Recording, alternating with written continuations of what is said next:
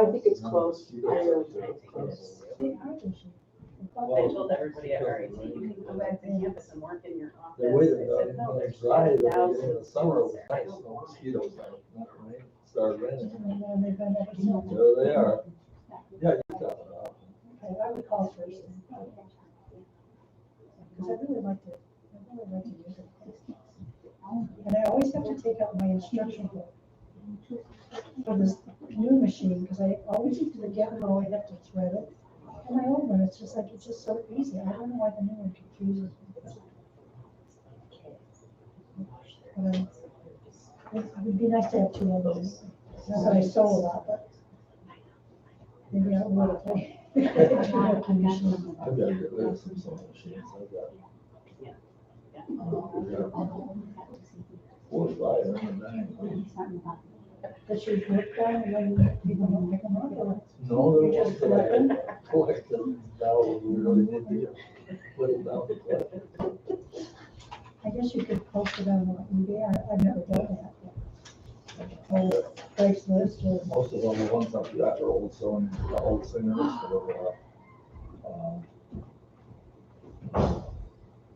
Kenmore, nothing more. I can see, I can't remember the names. I got something special in the mail today. I did? No, I did. Your electrical inspection. Oh, yeah, we failed at first. And then Oh. we passed. We passed just on Friday. I wonder why I hadn't heard from you. Yeah, we failed the first term. That's how you were talking. And then at the end, like, can I talk them off, or are you too busy right now?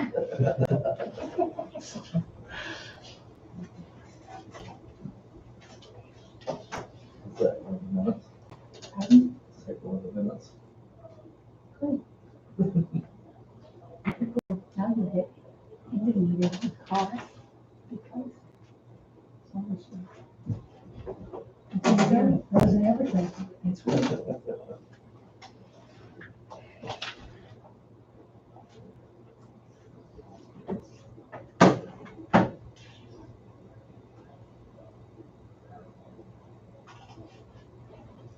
All right, just want to make, by the way, again, it's just about the appointed hour.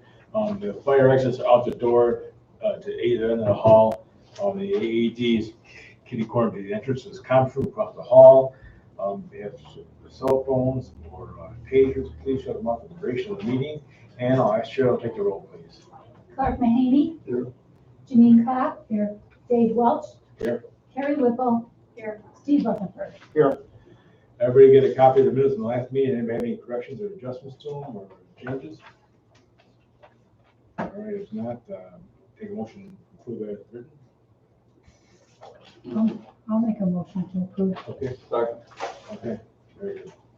I'd like to make a comment that the public forum is open from now to the duration of the meeting. If anybody in the public would like to speak, please feel free to do so. And we'll go right into the reports. And Janine, planning board. Planning board, Monday, August 2nd.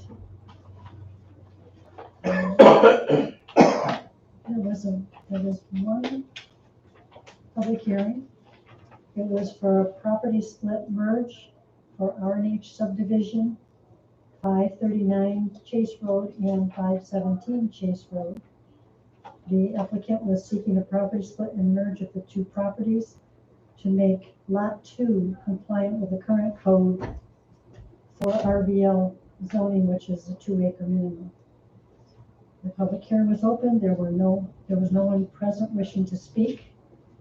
It was classified as an unlisted seeker with a negative declaration. And the board approved the application. And there was one agenda item. It was a Mylar re-signing. It was for Lindsay Hunt, 1450 Roosevelt Highway. The Mylar was approved on May 6, 2019, and it's only good for a year, so they needed to come back for reapproval or re-signing. There were no significant changes to the original plan. A single-family home was proposed. They didn't need to redo a seeker because it had already been done with a previous approval. So the planning board approved that application. And then at the end of the meeting, there was some discussion about the site visit that Cheryl didn't know. Two members of the planning board and Clark and I went to 1764 Walker Lake, Ontario Road to look at the proposed large-scale solar energy system that was planned for that property that's owned by Eugene Dollar. So we walked along the site. It was based on the type of year it's been. It was quite wet, and the further back in you went, the wetter it got. But it is well back from the highway, so if it is approved. No wetland back there? There's a wetland way in the back, but it's where the solar facility is planned. It's only a small part of the parcel. So that's where we left it at this point. The planning board still, there's a long ways to go on this application. Okay. But it turns out that this, I don't know if I mentioned this at the last meeting, the folks who want to put in this solar farm, solar energy system, also acquired from Helios the solar system on Redmond Road. So it's the The same one company. on Clarkson? No, the one on Redmond Road out, not far from Yankee Creek, where Yankee Creek crosses Redmond.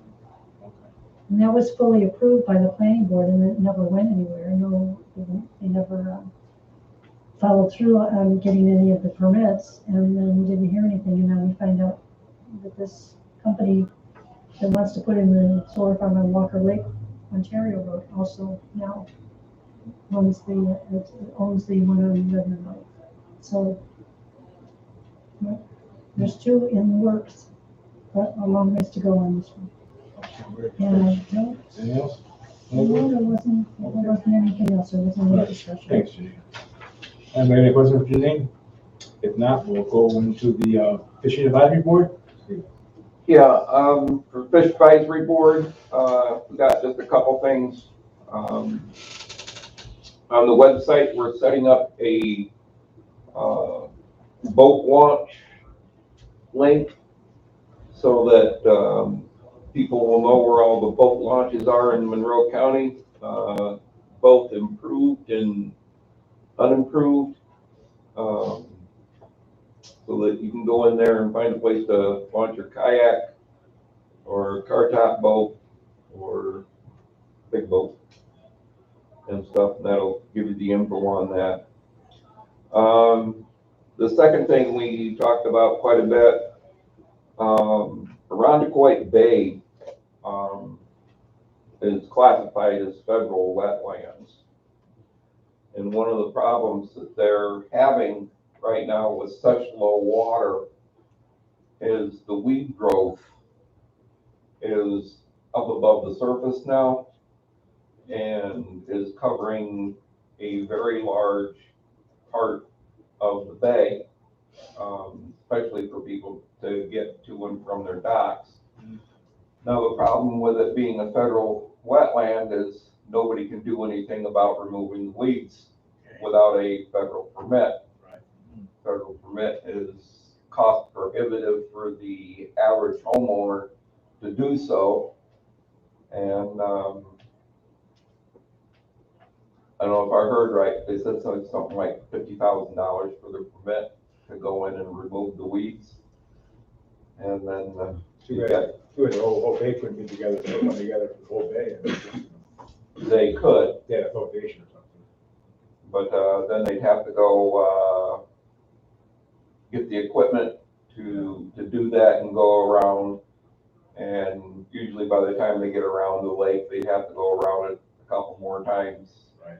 And stuff to remove the weeds. So that's one of the problems we're seeing with the low water. It's also a problem over in Braddock's Bay. And it's hard to navigate most of Braddock's Bay due to the weeds. That's the bad part. The good part is there's plenty of fish. There's lots of escapement. In Irondequoit Bay, there seems to be a lot more perch and bass. Nobody said anything about catching any pike, but their numbers seem to be increasing in Braddock's Bay. So we'll see what happens as we get water increases for the next year and things start to improve on the water levels. So that's it. Next month, we will go back to having our ECM meeting. So ECM or EMC, right? Okay, very good. Well, yeah, the only EMC meeting last this past month. Okay, Clark, town board? Okay, I didn't make the board meeting, but I do have the minutes, if I can cite them. Public forum, Karen Frizzlek.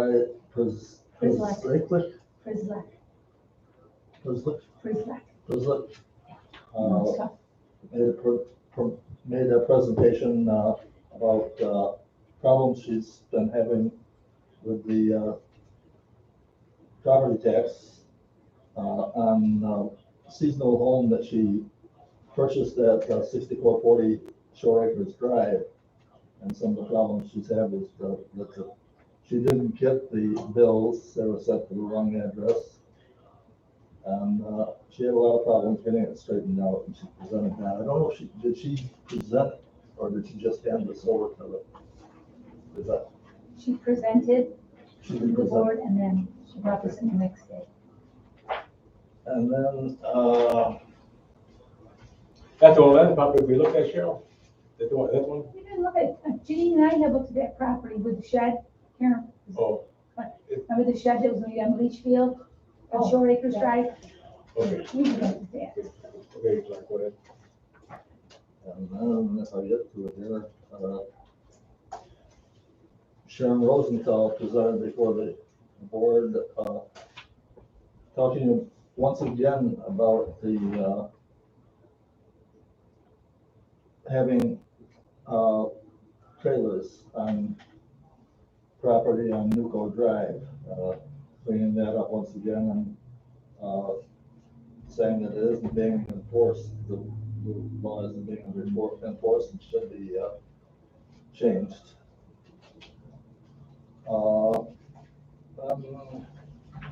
was a resolution to purchase an Alamo 96-inch SHD mower with an 18.5-inch right-hand offset with extreme service knives to be used on the town's 2007 John Deere. With a value price of $9,466.50, and that motion was carried.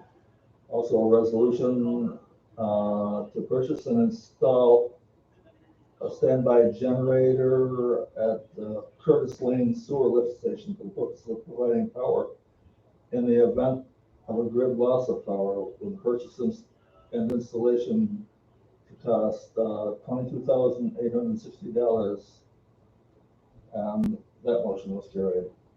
And then there was a motion for budget transfers from account 1990.40 contingent budget to the 1910.40 unallocated insurance account of $1,810.41, and that motion was carried. And in the reports,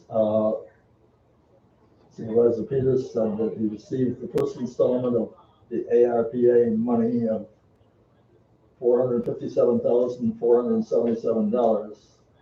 He also reached out to Charter for a ballpark figure for the 88 homes without cable. The cost to complete the build out would be $622,462. In the cannabis law, the town did not get very much response from the public hearing previously. And this is regards to the regulation of retail and consumption locations. The town has until the end of this year to opt out. If they don't, they're automatically opted in. And they can't, after that point, they can't opt out. So their suggestion was to opt out and wait to see when the regulations were fully in place, and then they could opt in. And they're looking to the 22nd of September for a public hearing to opt out. We're gonna say shoot. We went through this in Arundecoit, and I was under the impression that if you opted in initially, you could set your regulations within your own town. If you opt in, But you if you, can't opt out ever. you only get one opt out, right? No, and then, but if you opt out, you can opt in a year from now. Right, but you have to meet the regulations set by the state. We Correct. we don't have that yet, the public hearing, Yeah. it'll be in the September 13th meeting, hopefully maybe September 22nd public hearing.